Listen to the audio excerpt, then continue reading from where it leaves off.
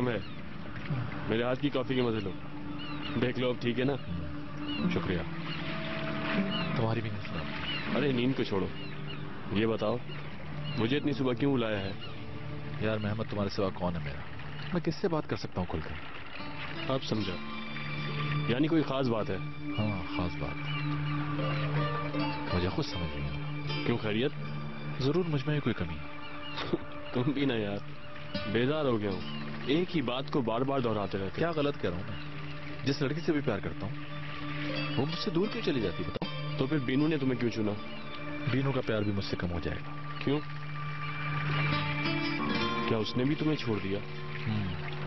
ओह ये हुई ना बात। वैसे तुम्हारे साथ यही होना चाहिए था। हाँ। करीम, करीम।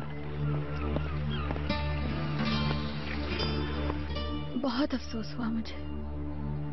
समझ गई, ठीक है, कैन की फिक्र नहीं करना। खुदा हाफिज।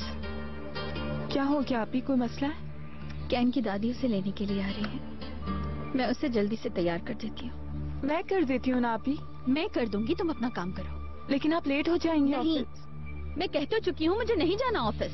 अच्छा ठीक है, आप गुस्सा तो नहीं करें ना? आपी बताएं ना क्या बात है?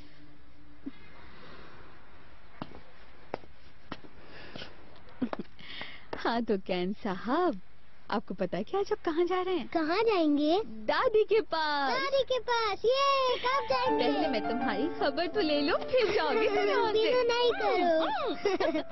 मीनू नहीं करो। आप ठीक कह रही थी अम्मी, बिल्कुल ठीक कहा था आपने।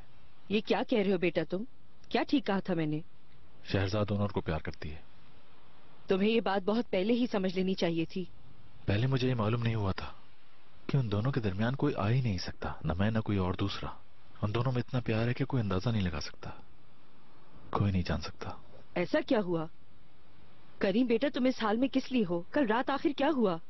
रात को अचानक उठ गया था मैं, एक डरावना ख्वाब देखा था मैंने। करीम कहाँ जा रहे हो? यही रहो बेटा। रुको बेटा, बुराक आने वाला है, एक साथ मिलकर नाश्ता करेंगे। करीम